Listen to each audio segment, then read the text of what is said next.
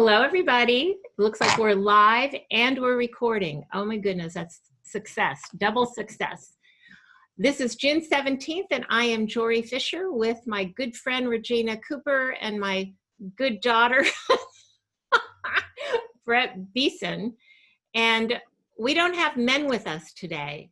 There are usually 6 of us in this recording, our weekly discussion about faith in the here and now. And our men are gone. So let's see, ladies, what we can do. Let's see what we can do. And the format of this, I don't want to call it a show, that's not right. The format of this discussion is that one of us writes a blog post each week, and then we discuss the blog post. And this time, I was the one who had the privilege of writing a blog post. So we will be discussing the post,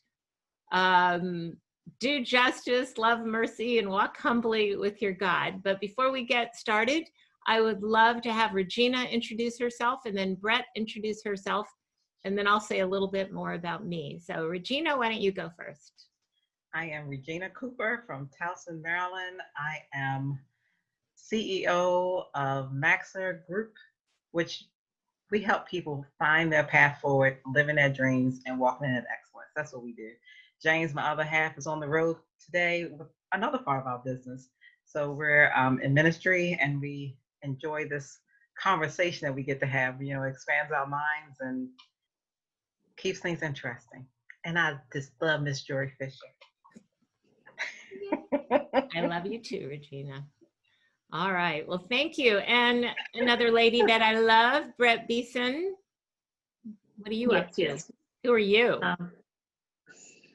I'm your daughter. Whether I volunteered for this or was coerced is a matter of ongoing debate. I love her, and at least 2 times a year when I have to say so, you know, birthdays and Mother's Days. And today, because cool. Regyna did. Right? Look, trying to get brownie points, Brett, so you'll have to do more of the talking. Right? You're adding on to my tally.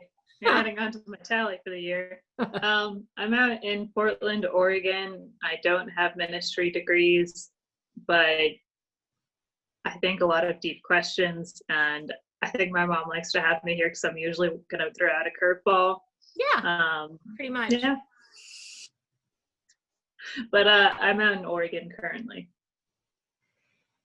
And if you don't mind, just a little more context, could you say something about living overseas and now that you're back, and just a little bit more about that? I find it fascinating.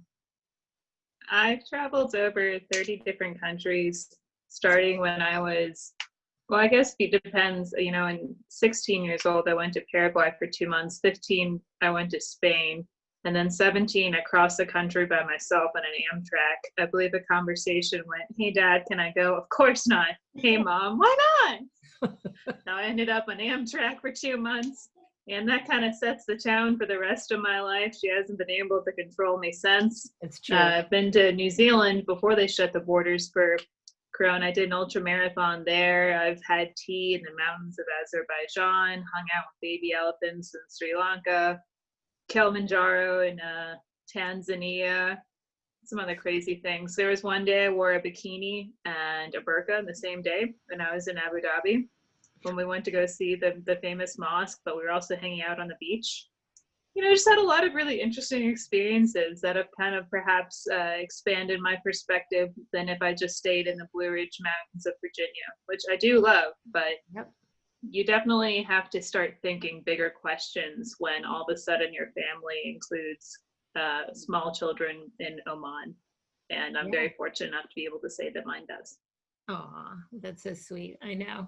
It's wonderful. Well, and that truly is one of the many reasons that I love having you be a part of this, Brett, because you do have a unique perspective in that you have fallen in love with people all over the world, and they have fallen in love with you. So I love the views that you bring. I don't always agree with all of them, but that's okay. We still love each other. And, you know, Regyna, I think you and I probably have views that are more in alignment than with Brett, but that's okay. We all love each other. Oh my gosh. All right, our little love fest. So I am going to go ahead and switch on over to my post and start off with Micah 6:7-9. Micah is from an Old Testament book of the Bible. Micah was a prophet that I believe was around 600 BC or so, something, give or take a few decades. And this from the English Standard Version. He has told you, O man, what is good, referring to God, and what does the Lord require of you but to do justice and to love kindness and to walk humbly with your God. So I went ahead and I posted my blog post right there on Facebook along with this, and I invite everybody to read it there or just come over to my website, Jory Fisher, that's Jory, Fisher, Fisher, Fisher.com. And while you're looking for that blog post, I will tell you a little bit about who I am and what I do. Besides being the proud mother of Brett, I'm the proud mother of her twin sister, Jana Beeson, and of their older sister, Rebecca Beeson, and the stepmother of 4 amazing Fisher children. I'm married to David Fisher. So I have a wonderful, wonderful personal life, a fantastic brother, Kurt Hinkson, and his wife down in Florida. Shout out to them. So I'm very, very, very blessed with family. And with business, I'm also very blessed because I have the opportunity to be a coach and a trainer. I work primarily with a company called Code Breaker Tech, and we use personality science to help people develop the various intelligences that we need to be successful, be it personality intelligence, sales intelligence, business intelligence, emotional intelligence, spiritual intelligence, and we even use artificial intelligence. But I do love helping women of faith be successful in their businesses and live joyful, meaningful lives. So big part of what I do and what motivates me is to help people grow in their faith. So that's why we started these discussions just as I think it was probably before the pandemic was a pandemic, when it was still considered an epidemic, and we've been doing them weekly ever since. Brett brought up some very interesting questions last week. We had a great discussion, in my opinion, about everything that's going on in the United States with respect to race. And Brett, I'm actually going to, you're going to love me for this, I'm going to see if you or Regyna, look at her cracking up. I saw Brett lean back like I'm preparing for this. I know. If you have any reflections as a result of our conversation last week. So I'm tossing the ball to you, my beloved daughter. I mean, not really, and specifically. I think for me, it's just been a part of an ongoing process of educating myself for all the perspectives that I've missed over the years. I spent a long time trying to better understand the Arab Islamic point of view, if you can generalize it like that, which you really can't. But now it's kind of time that I'm back in the States and I'm trying to understand more of the issues that have been happening a little bit more locally. And for me, that discussion is just one part, but it goes into having hard conversations with close friends here about, he's an educated professional and he still is expected to walk off the sidewalk if a white person approaches. And I'm like, wait, what? Seriously? And they're just things I didn't know. So we were discussing beforehand, I have a greatly expanded reading list to do, whether it's me and white supremacy or so you want to talk about race. I'm trying to be more mindful about actually digging into those movies that they've put out there, and I just haven't taken the time to watch before. So when you ask, do I have specific reflections on our conversation? No, but for me, it's all part of trying to get more educated about what's at hand, but also being mindful that none of this is a sprint. I can't magically change my perspective overnight. And so even while we're going through this great systemic change, we hope, because it's a systemic issue at hand, is that we can't throw ourselves into it so much we've overlooked self-care. because then you just burn out and you're not effective in that long lasting change. Yes. Good. Yeah. That's great, Brett, especially on the spot. You've done it to me, so of course I had to return the favor. Regyna, how about you? I totally agree. I appreciate the conversations that we have, and like the honesty of the conversations we have, and that we can be open and continue them. I think every conversation that we've had and in society as a whole we're having is important, because we have to hear one another and the perspective of different people and different experiences. Like I can't speak for everyone. I can speak for my journey, but I think as we hear and listen to each other's stories, we learn more about how we interact in society and in different ways, you know? So I think it's good to stay open and continue to have the conversations. I think like Brett says, it's not a sprint. It's definitely a look, in some ways it's longer than a marathon, prayerfully it's shorter than the journey that it can be. So that we're even working towards getting there, you know, it's wonderful. And Good. Yeah, it was interesting. I was listening to, again, I've been even trying to up my game on podcasts and branch out from listening to pop music in the mornings. Let's be honest. And I was listening to Oprah actually, and she had a super soul conversation about what's next. And I think, I was listening to part one this morning, and kind of the interesting thing for someone who is white is just like the expression of just like, yeah, we're tired. We've been having this conversation for a long time. Like, good job for people who just came to it, but don't ask us to educate you. It's now on you. Like, I am personally exhausted from trying to have this conversation for decades. Good job. You finally got so horrified you paid attention. You're like, well, that's not wrong. But hey. Conversation. And like I said, my hope is, because I've heard people, and from the heart of a child was like, what if it doesn't work? I think it's a blessing to think, if I know the problem, I can answer and give a solution that's going to happen like that, and so my prayer is that people keep looking, like Brett, like you're saying, keep listening and keep the conversation going, because it's not going to be like that, instantly. It's a journey. It took us a long time to get here. It will take less time to get out, but it's going to be a journey out. Yeah. And that goes to what Chris Cree kept asking last week, right. Define the problem. Right. He wasn't being sarcastic. No. It's like, we need to, that's the way his brain thinks. And right. We need to define the problem, because somebody may be trying to solve something amorphous over here and someone else something also amorphous over here, and then everybody's kind of confused as to what they're trying to do. I would say, like, the first problem that we're tackling is the unwillingness to listen. Yes. And another idea that I've heard this week is just, acknowledge the grief and the change, and kind of what I was going to, reacting from a place of love or fear. And when you're afraid, you tenuously hold on to those, or that's Arabic, you hold on tenaciously to those old beliefs. And now it's like, okay, acknowledge, you can be sad, you can be upset, you haven't thought about this before, but move through the grief of change and be willing to listen. And it's, it's coming back to fear that, like, I was wrong.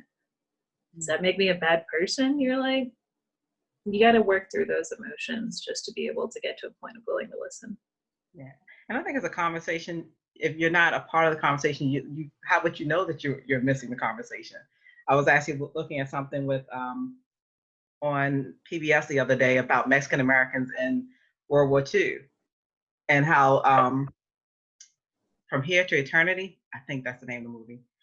And the gentleman that it was really about was about a 5-foot tall Mexican guy, but the guy that played it in the movie, I was like, wow, wait a minute, this is the guy. I had never heard the story. Yeah. So it's just hearing the stories and the perspectives of what's been presented as normal and true, but then all the side conversations have been happening for generations. Oh, this is what this is. And, in different communities, different pockets, you hear, oh, that story is about this person. Well, this is about this. And this is what really happened here. And when you look in as a student, and I loved history, looking at some of the history and then finding out that some of the things I learned in school wasn't correct. Like, oh, wait a minute. So why didn't I get all the perspectives? And I think that's part of who I am now. Even now, I watch James will say I watch too much news because I have to watch all the different perspectives and figure out, okay, where is the truth in all of this? I'm not going to just listen to one. I want to know where everyone's coming from, because somewhere in there is part of the story. It's probably still not the whole story. Yeah, part of the story. Right. Exactly. Exactly. Yeah. Well, good. All right. Well, ladies, I actually think we can carry this over into what I wrote. Mm-hmm. So how'd you like that transition? So I am going to toss this out to you. It's light. So the questions are, what is justice? How do we know when justice is done? What is mercy? How do we make it our first concern in 2020? And what is walking humbly with our God? How do we apply that concept to our daily lives? And that goes to the contemporary English version of Micah 7 through 9. The Lord God told us what is right and what he demands. See that justice is done. Let mercy be your first concern, and humbly obey your God. Well, for those of us who believe that what was spoken in years of old by the Lord still apply to today, what does justice mean in 2020? So I mean, I would just, because this is why you have me here, I'm just going to put it out as a baseline question. Were those verses still applicable when, like, do justice but love mercy, but let's just take out the whole towns of Sodom and Gomorrah? Where's the mercy there? I mean, let's just admit from the outset, it's a very complex question, whether you're talking about when it was initially spoken or today. Yeah. I mean, I would like to suggest that there was there was a jar growing up that a certain stepfather of mine painted, and on one side it was whoop ass and the other side it was mercy. And you yourself got very frustrated when my confirmation teacher in middle school said that the God of the Old Testament was the God of whoop ass. So let's just, let's take this all with a grain of salt. She doesn't forget a thing, Regyna. She doesn't forget anything. But I think that's true, because when I was reading your post, I was thinking about Old Testament versus New Testament. Uh-huh.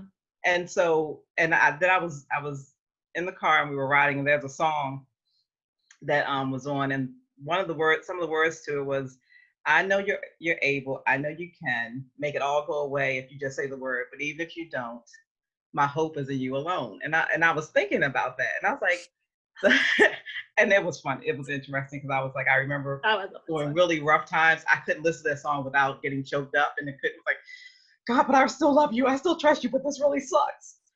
So, but then I thought about what you were asking about God being just, and God is just. So it's not like because we're Christians that God is going to give us or fix everything with just a word. He says, I finished what I can't, everything I need to do, he finished, it's done. And then I thought about Abraham and Isaac going up, and Abraham going to sacrifice them. And when he got there was a ram in the bush.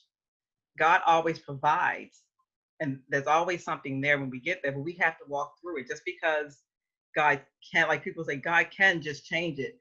God has already done. It's up to us to be human and merciful to one another, to see that ram in the bush in different situations. So what are you seeing while you're walking through this difficult time? What are you saying when you get to that worst point of what can be? There's something there that can help you get through to the next place, next point that you're supposed to be going to.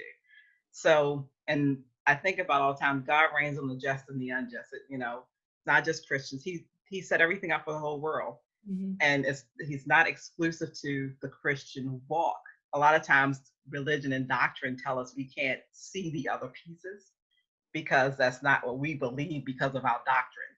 But God's like, I gave this all to you. That's it, you know?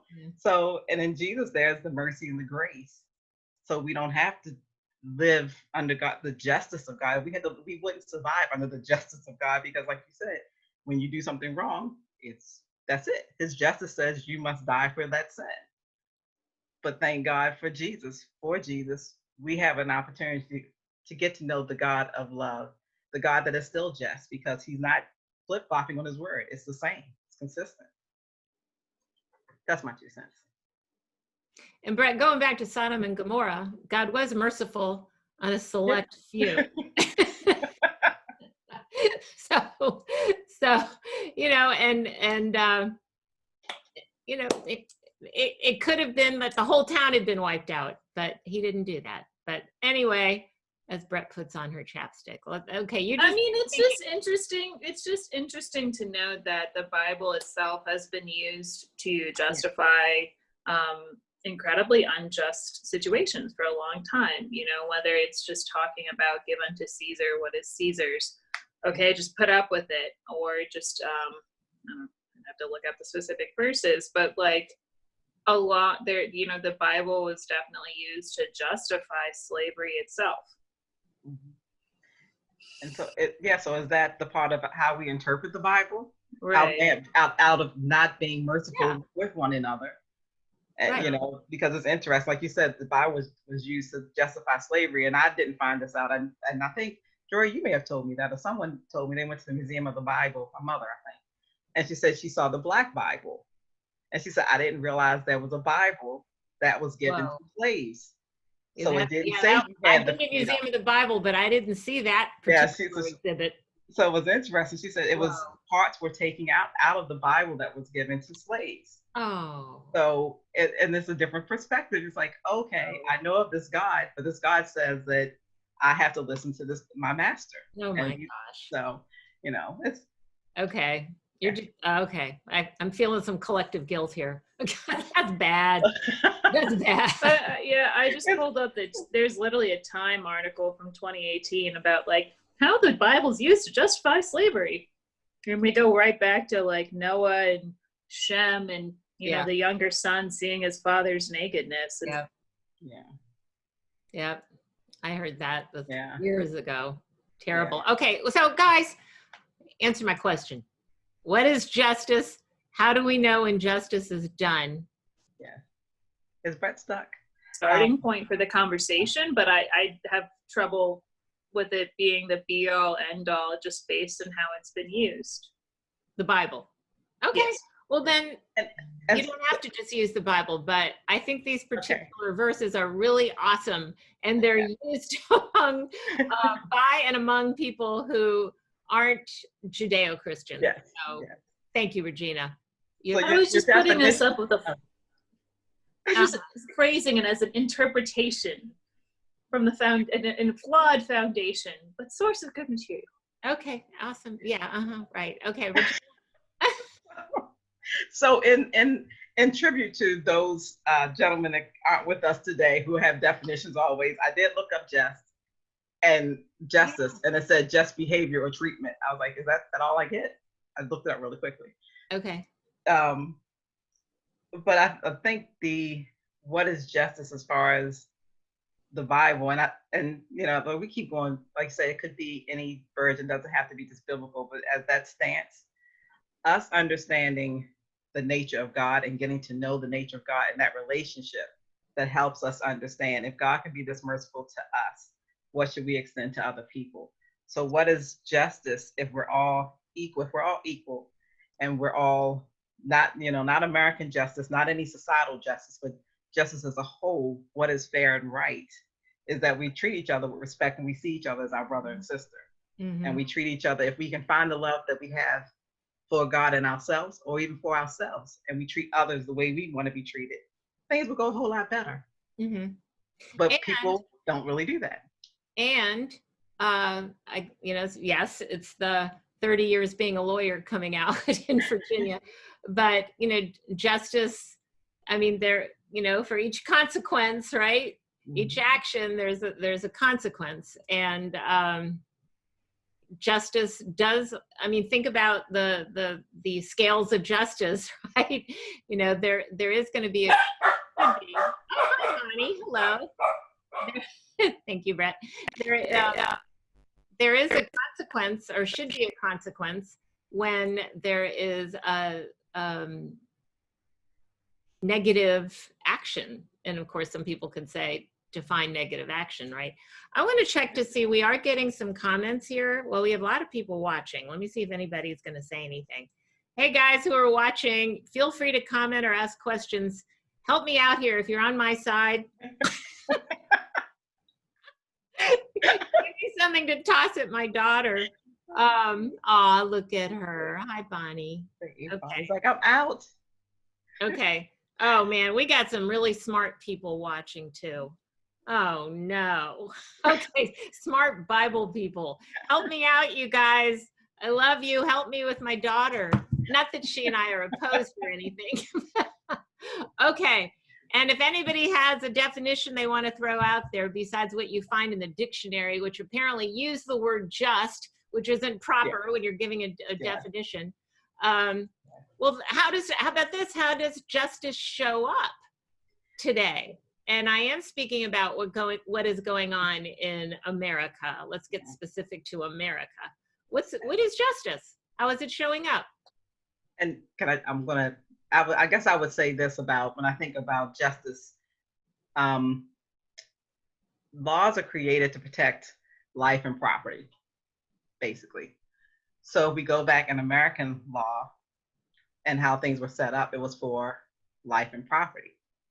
So part of what's going on now is that you have a system that was created and people that are being regulated by that system, and it has changed. Thank God it's not the same as it was. But if you were once looked at as property and laws were put on the books at a time when you were property, you didn't have the same rights. Mm-hmm. So the systemic part of that piece, and people will talk about the systems, I can't even say the word right now, but how things have been systematically put in place over the decades and centuries, it's just because of the way it was built. And like, I'm not a person saying we should defund the police. That, be mad at me if you want.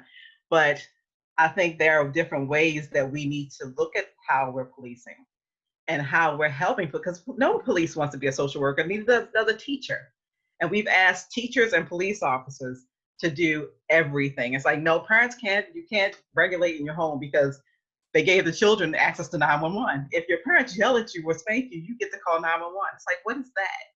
You can call the police on your parents because you did something wrong. Like you said, the discipline and the correction. And then the other part is if you're looked upon as, or pulled over, let's say driving, and you're pulled, Tim Scott was mentioning this today. He was like, he was pulled over by a police officer because he didn't turn his turn signal on soon enough. And from that is the altercation. It's like, why? It's a whole thing. Why is that even something you have to think about? Yep, it's a thing. You know? So that having justice evenly, I think that the scales of justice we need to figure out where that even tilt is. Right. For society where we are today, so that everyone, and this isn't just black lives. It's not just, it's all the way across, because it's wealth, inequality, there's health, there's all kinds of things that are going on. Women, right? I mean, women were considered chattel. Yes. Yeah. Yes. Thank you, Regyna. Brett, any comments on that? Not really. I mean, I was just establishing it's an interesting foundation for the question, but like the question itself, it's just, how do you apply justice and be merciful today? And I agree that in large part it starts with like golden rule, which can sometimes be so difficult to apply, and that includes extending the benefit of the doubt to others. I mean, I don't know a scientific study, but it's definitely said like once you mess up on something, there's always some people beat themselves up, but it's much more likely but you'll be like, give yourself the benefit of the doubt. I'm sure I've been late turning on my turn signal, but I've never feared for my life. Yeah. I had someone talk about me yesterday. He's like, have you ever felt fear of being pulled over by the cops? And I was like, well, yeah, there's always guilty conscience syndrome, but I've never felt afraid for my life. You know, and I joke, but I'm also not joking when I say that we should, you know, like one good standard for moving forward is applying life. Like, what would Bonnie do? And this puppy just goes up. She greets everybody with friendliness. Doesn't matter the size, doesn't matter the color. She's just like, hi, I'm Bonnie. Can we be friends? Aw. Not aggressive about it. She's just like, oh, we should hang out. Let's play. And then, you know, she forgives quickly. You know, her friend growled at her, but she understood she was just having a bad day. And the next day she was back to wagging her tail and saying hello. So, you know, Hey, Bonnie. how does one do justice and be merciful? It's the same things they taught us in kindergarten. Yeah. Treat everyone with kindness. You know, don't. Yeah. It seems so simple, and yet it's so hard to apply. Yeah. Yeah. I think it's understanding the trauma, some of the trauma that is from before. Yeah, you that's know, fair. and understanding that we all have different trauma. Like, no one knows whether a person had a bad day, bad month, bad life when you encounter them, you know, and that comes across the board from The snap judgments we anything. make. Right. Yes. And sometimes we do stupid stuff. Brett was just talking about how she's never been fearful of her life. I don't know if she's ever been pulled over by a police officer. She may have. I have. But I'll tell my story.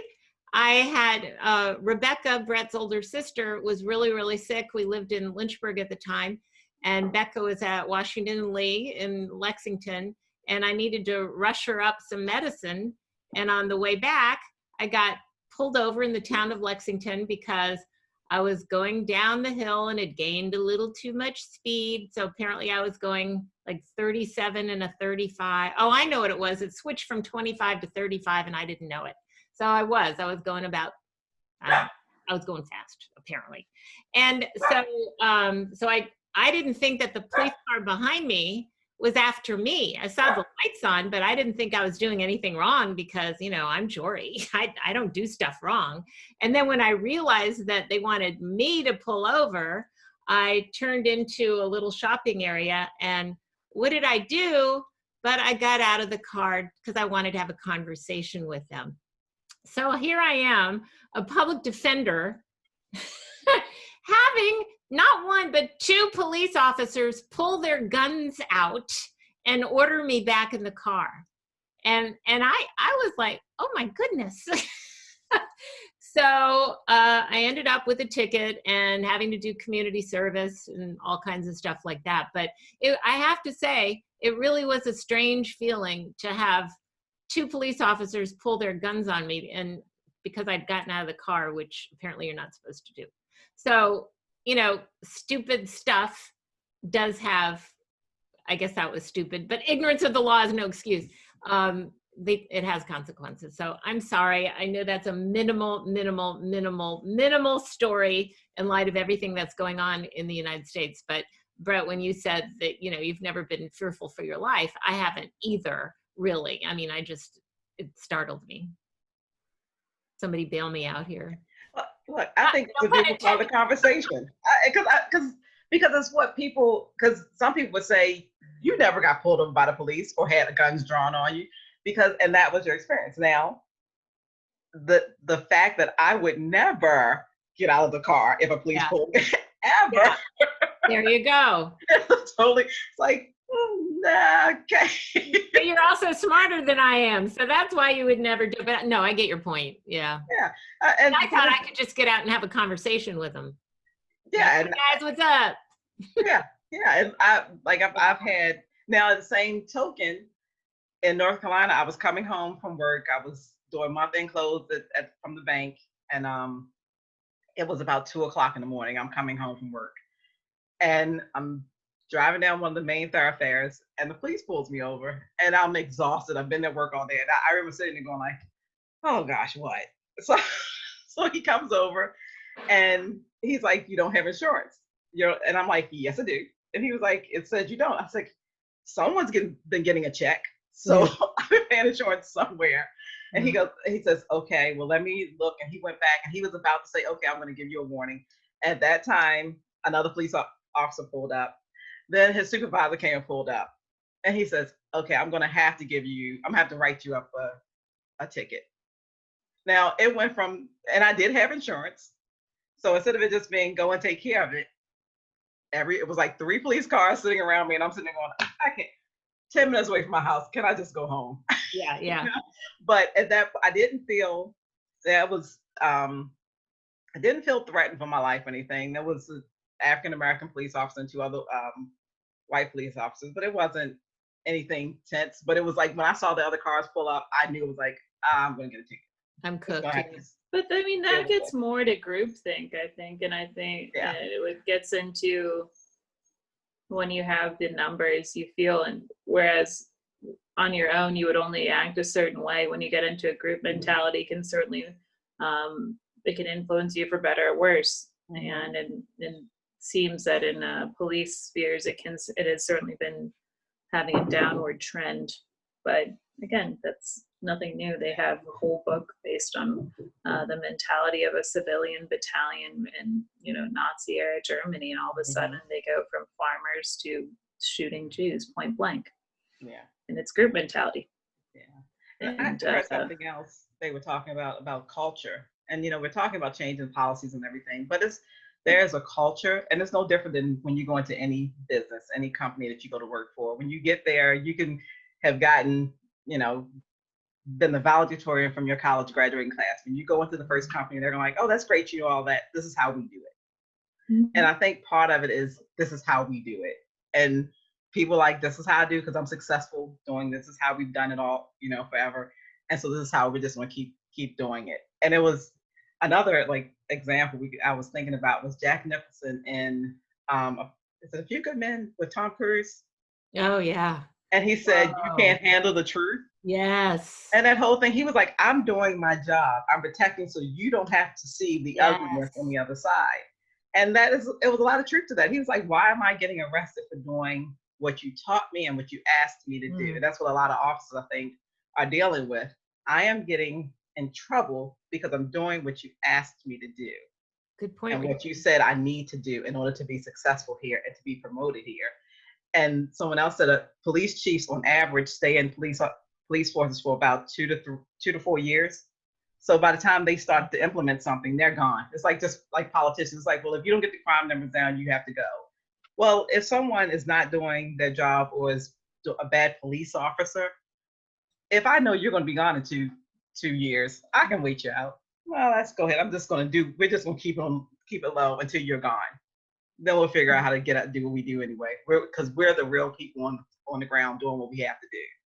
That mentality, I think, is part of the thing that needs to be looked into. Changed, yeah. Yes.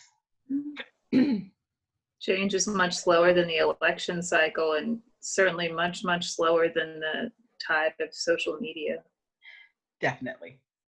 Where you're crucified over one comment, but there was, it just happened recently. I don't remember. Someone said, it was like someone called, the mayor of Cincinnati called this town the butthole of America. And all the people from Cincinnati crucified him for it. And he's like, that was a 50-minute interview. Like, oh, you remember. Yeah. Right. And it's like, how do you affect, right? And thanks, Mom, for dragging me into this publicized live event.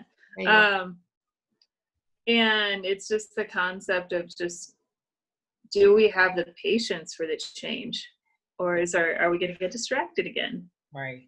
And I think, like you said, the patience is the key, because the media, the news cycles and everything, internet, everything is so quick. It's like, okay, I have time to look at it when it scrolls past real quick. I look at the headline and you don't read the whole article. So you miss all the substance of what actually happened in any encounter. And this is across the board. A celebrity can not show up at work one day and they're like, oh, they were lazy or whatever.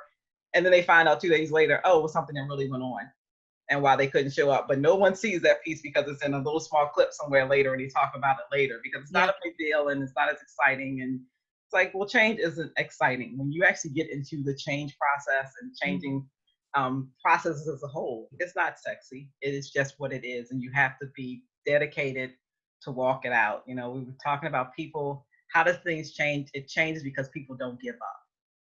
As long as you don't give up, change is possible. But when you stop and say, "This is as far as we get. I'm frustrated. I'm not doing it," you're as far as you're going to go. That's a good point, Regyna. So guys, I see in the Bible gazillion references and examples of justice and of mercy. And, just like the birds turn, or, from Ecclesiastes, there's a time for both, well, there's a time for justice, there's a time for mercy. When you're in a court of law, that's what the judge or the jury is looking at, right? So we lean more on, does justice mean conviction and sentencing, or does justice mean mercy? And so I would ask that we think about those two things together right now, justice and mercy, as we talk about what's going on for a few minutes more in our society, whether it's CHOP up in Seattle, or it's what's happened recently with the police. So what do you all think with the balancing justice and mercy? I think you have to have both. I think right now we're at a time that we need mercy more than ever. I think police reform will require mercy, because there's no such thing as I'm sending you. If I'm sending you to jail for life and you're never getting out, what's the purpose of leaving you in jail for life? I'm never going to let you out. What's the purpose? But if I want you to come out and say you learned something, no one spanks a child and says, "Okay, I'm going to spank you, or I'm going to punish you," and never come out your room. You're punished for 20 years, and then after you come out, you're going to learn your lesson. Well, if you're not helping someone to come out and be a better part of society, and even give them the rights to be a part of society, how can you expect them to move forward? And then the whole, like we said, the whole challenge of how we police and how we put people in jail and the sentences and all, that's a whole another conversation.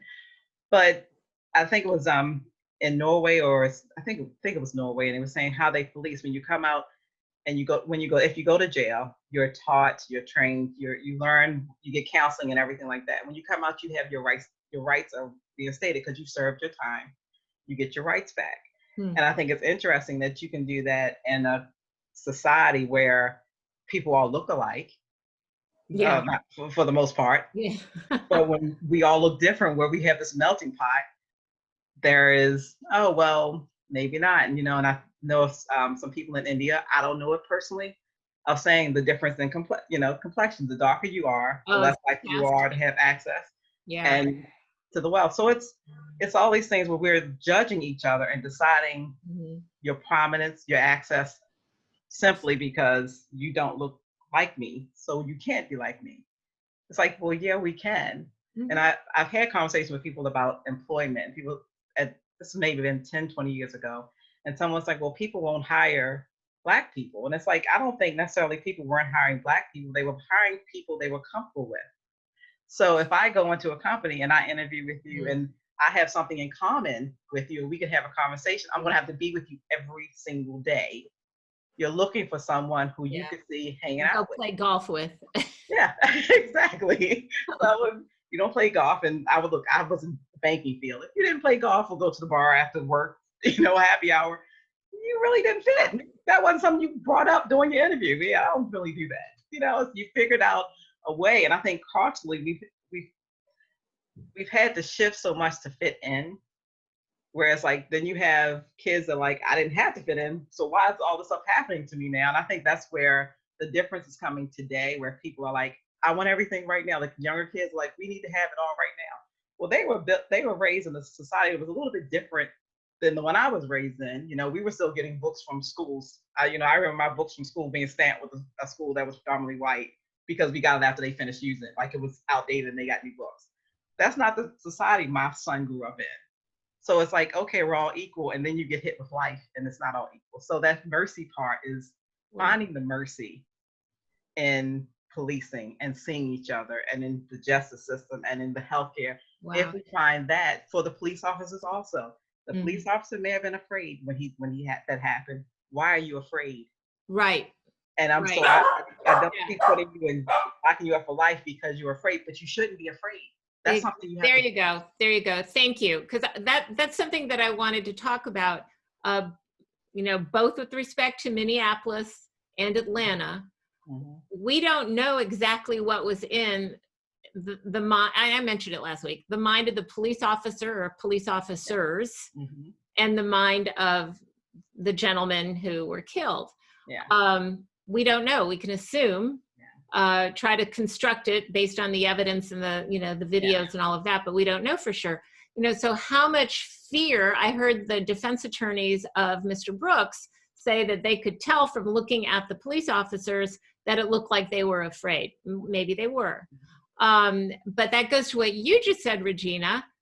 Why is there fear? Why is there fear on the side of, well, that time when you were pulled over, right, a little bit, whereas I wasn't afraid. Obviously, I got out of the car. Hey, let's have a conversation. So why are Black men afraid, or Black women afraid? Why are police officers afraid? And what can be done, talking about justice and mercy, to help tone it down, assuage that fear. I mean, again, I heard the defense attorneys in their presser of Mr. Brooks saying, they're really, why couldn't they just have a conversation with him, as opposed to getting in a big scuffle and shooting him. But then also we have, why did he resist and grab the taser and run away? I mean, it all goes to so much to mindset. Yeah. Right? And so I would say I like to separate things. So Minneapolis, the look in that officer's eye that was on George Floyd's neck. Yeah. That look is a look I've seen.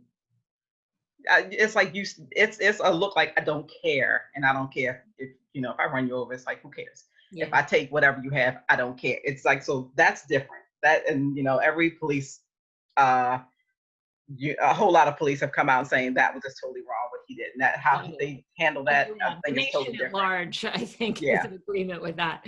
Right. The incident in Atlanta with Mr. Brooks, that officer, like I said, he had something about using his weapon.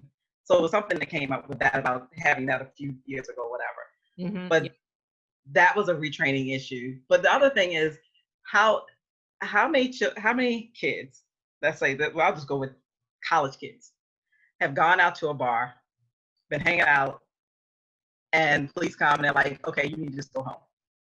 Or now he's checked Mr. Brooks. Mr. Brooks doesn't have any weapons on him. He knows that. He has his license. He had his car sitting there. He knows where he lives.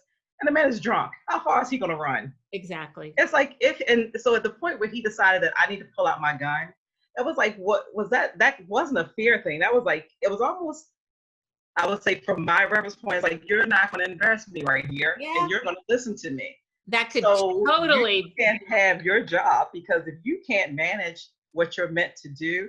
And we talk about how James was like, when he was in policing and his family, he said it's changed a lot because the common sense that you use to de-escalate and have conversations. There's a lot of police officers that still know how to do that, but there's a lot that don't. And like I said, because things are instantaneously now, this new next generation have come, and you watch cops and watch all these shows where they just run in and things just happen.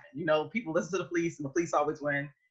If that's part of the mindset of, how dare you, when I'm trying to put a cuff on you, you run away from me. I'm running away for whatever reason. You've talked to this man for 30 minutes. He wants us to be home with his kids. You know all this stuff about him. Celebrate. If he ran away and you had to go to his house and wait for him to come home, so what? I know. You just write him up for more. He would have a chance to go to court, to have his chance day in court. Where you have, I think the same time in Atlanta, this man had barricaded himself in a house, was shooting at police officers, and they negotiated and got him out. Whoa. Mm-hmm. Now, why are you not afraid of a Caucasian man barricading the house shooting at you? Oh, he was white? Oh, Yeah. God. Great. But this black guy running away with you with your taser that he's already shot once. Yeah. But, you know, the distance, he can't reload it and use it again. So it's that, where is that depth of fear that's been put in you, whether it's culturally through Mm-hmm. your experience in the police force or what you've been raised, where's the depth of that come from that you're so afraid? And I'm like, for police officers, they want to go home too. That's right. But that wasn't. And Regyna, I do have to throw this out. How much of it is because they were upset with this guy that perhaps embarrassed them and got away? I mean, looking at the scuffle, it's like, how could a guy who's sleeping it off, right, get away from two in shape, apparently, police officers? It's like, whoa. But how much of it and everything that happened had to do with because Mr. Brooks is black, and does that need to be proven in court now? You know, if they're trying to say it's a hate crime, and with the situation, the horrible situation in Minneapolis, you know, would the officer have done that to, I hate to say it, but to anybody? You know, was he that full of hate or wanting to demonstrate something to the rookie cops who were there? Ugh. You know, how much had to do with the fact that the two men who were killed is black? Right. I don't know. Yeah. And, you know, will that need to come up in court?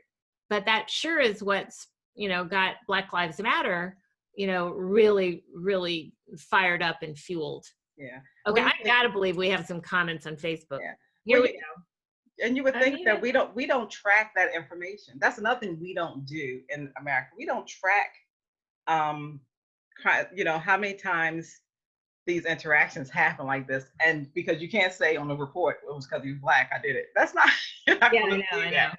But when you see inequities, why are we tracking the inequities? When you have these complaints, like you said, I think that knowing that if I did something wrong, like I said, as a lawyer, if you did something wrong in Maryland and tried to go to Virginia to get a job, they could see. Yeah, yeah. But police forces, oh, okay, we're gonna leave here and go across the river or go to another state and just keep going. And someone mentioned, they said they have not only the job of whether life and death in their hands, but also understanding the people that they're relating to. So they have a large responsibility, but we don't regulate them, and they don't have as much training as people in Europe. But we say, okay, we want you to do it all, you know, and it's not fair for good police officers to have to do totally. it all. Well, that's another argument for not defunding the police, right? You know, let's give them more training. Definitely rearranging how we're doing it, but you know, 10 minutes. What, Brett? Brought up like 5 major issues in 10 minutes. One is fear, like I said at the beginning, reacting from love or fear of the unknown. You fear what you don't know, and you know, how often are these people just going into communities for community dialogues? And I'm excited to see those happen. And then again, you have groupthink, people all working together, and then you have the bravado issue and a culture and like, let me be big and impress other people. And then you jump right into regulation, which is the military gets guns, and I can't tell you the amount of training I've had on it, even though I rarely wield a gun. But you don't have a standardized training across the board, at least for not even for deadly force. And that kind of gets even back into the origins of the United States and the whole concept of the state's individualism vice the federal government. Mm-hmm.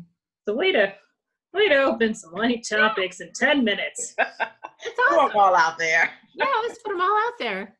And then summarize for you. Forget, since we can't answer those, lest we forget my third question, because clearly we've tried to answer the other two, but what is walking humbly with our God, and how do we apply that concept to our daily lives? Regyna, Brett? Being willing to listen, being willing to admit you're wrong, being willing to own responsibility. Beautiful.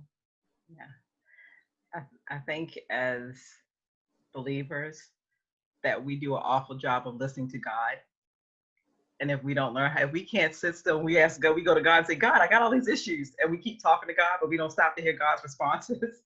We do an awful job of doing that with each other as well. I think the more we sit and seek God for his answers before we move, ask what we're supposed to be doing in that moment instead of reacting to what the world, a big part of my walk has been how I react to different situations. I've learned that's one of the things that God has placed inside of me to get to know him better. It's like, how do you respond? If you're supposed to be a Christian and you're supposed to be God's ambassadors, I'm supposed to respond as God will respond. I can't respond to everything. That doesn't mean you let everything walk over you. It's you respond with justice and mercy.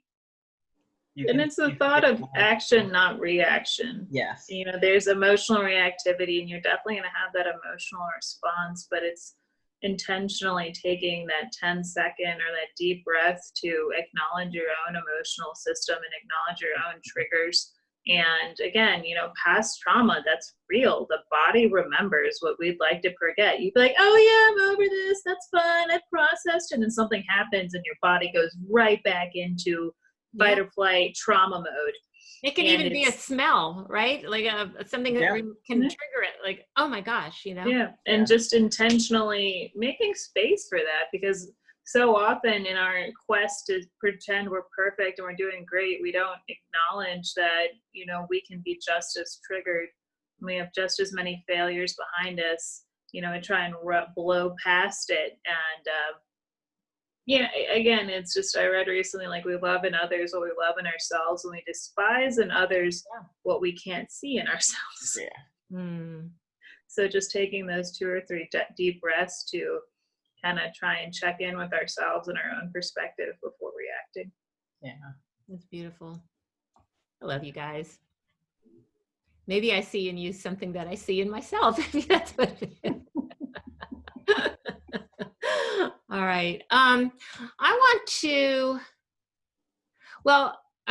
bring out one point and then move into a prayer that I have on my blog post, because we've been talking for an hour. And that is, you know, as a communications coach, I can't help but say that we all need to improve our emotional intelligence, our spiritual intelligence, right? To be able to have conversations with people that are meaningful, to be able to listen. I mean, we've all heard that God gave us 2 ears and just one mouth, right? But to listen more than we speak. I have a good friend, Regyna Cooper, who says, you know, listen to relate, not to respond. And because so many people are forming their questions while someone else is talking, you know, like, oh, let me think of my next question or my next point I got to make. You know, the next thing that a point I want to establish and win. Rebuke or rebuttal. There you go. Yeah. There you go. So that's another conversation we can get into, right? Is the importance of meaningful conversation. Yes. To lose the anger, keep the passion. Ooh. Nice. Very nice. Okay. So Brett, you lived in Japan. Maybe you can help me with the pronunciation of this gentleman's name. But Toyohiko Kagawa, anywhere close, do you think, Brett? Toyohiko Kagawa. And he was a Christian activist in the early 20th century. I think he died around maybe 1950 or 1960 or something like that.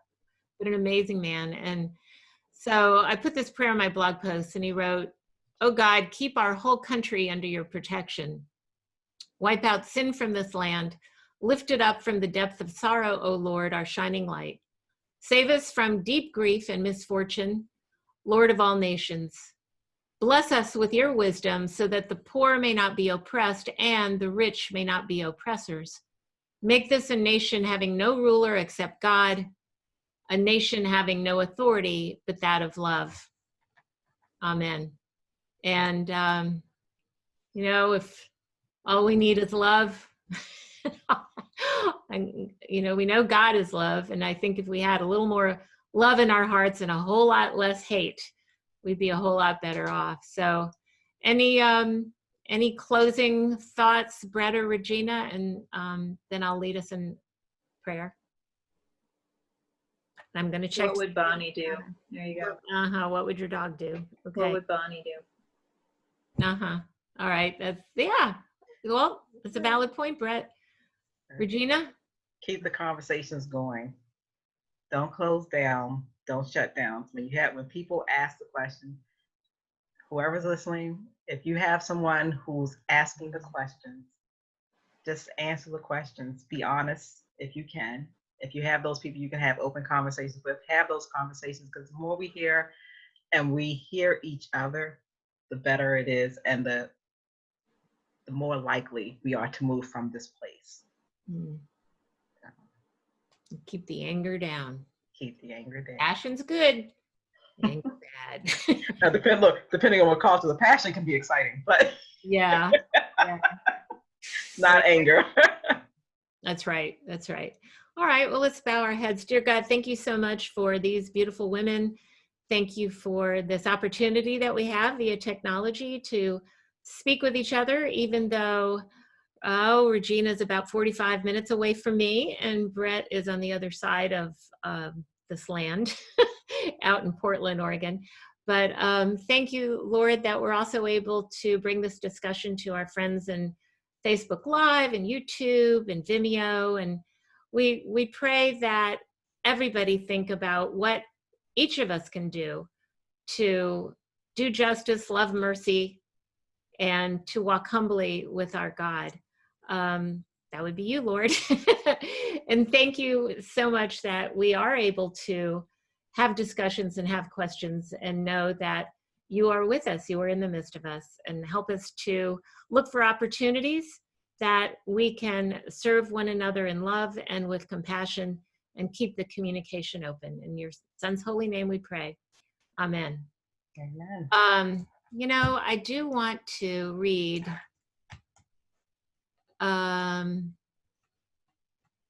just one more of the versions. I love this one. This is, again, Micah 6:7-9, the International Standard Version, and then we'll close. He has made it clear to you, mortal man, what is good and what the Lord is requiring from you, to act with justice, to treasure the Lord's gracious love, and to walk humbly in the company of your God. So on that note, have a great week, ladies. Have a great week out there, everybody who's watching. And we will be back next Wednesday, 2 p.m. Eastern, if Facebook Live works. Bye, everybody. Thank you.